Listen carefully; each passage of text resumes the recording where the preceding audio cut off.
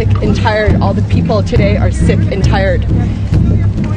It's not politically correct to say it, but if you want to get away with murder, you kill an Indian because we don't get justice. We need justice now! As the only Indigenous person in the BC legislature, NDP Minister Melanie Mark could not hold back her anger and frustration as cases of missing and murdered Indigenous women and girls continue to rise across Canada, despite a national inquiry. Close to 5,000 people made the somber walk, singing songs as they went and stopping in certain places along the route to place flowers where many women were found murdered. Suitlute's daughter, Cassandra Antone, is one of those cases.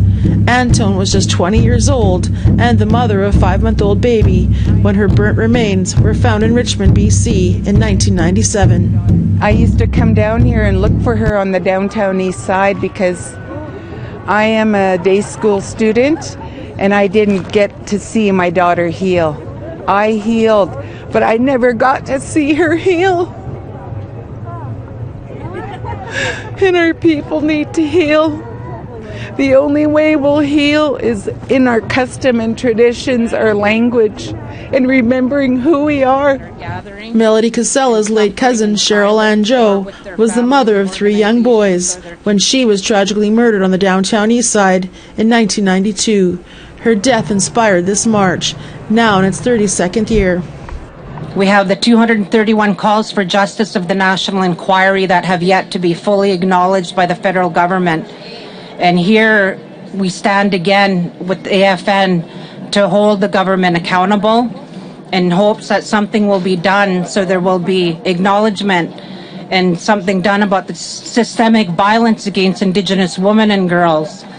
And Federation of Sovereign Indigenous Nations Vice Chief Ali Bear says the government has to do more. We need funding that's specific to MMIWG2S+, because we need prevention and we also need healing for our families. And we also need access to justice. Most of the time, you know, it's so confusing to navigate the legal system, to navigate the police, the investigators, to even try to get an interview with them.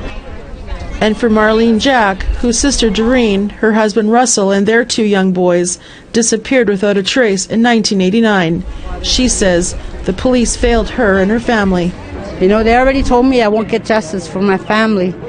I had, after we did our search in Stony Creek in 2019, after the search, a month later, the officer that did the investigation at that time phoned me and actually told me, you might as well just give up, don't bother the police anymore, don't look for them because it's a lost cause right at this point with these so many years gone by. You know, my daughter was stabbed multiple times in the stomach, guy bit off her ear, gave her a hairline fracture. They had to do a life-saving emergency and put her on life support. Was there justice for her? No. The guy got off scot-free. He didn't get charged for anything. When you talk about the roots of what our Indigenous women deal with, that's our reality. Sheila Poorman's late daughter Chelsea went missing in 2020, and her remains were later found outside of an abandoned mansion on Vancouver's west side 2 years later. We still don't have an answer as to what happened to her.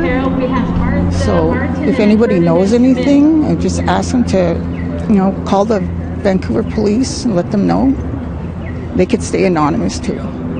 And so for the last 32 years, this march and all the people here gathered today are demanding answers. What happened to so many of the murdered missing Indigenous women and girls across Canada? Tina House, APTN National News, Vancouver.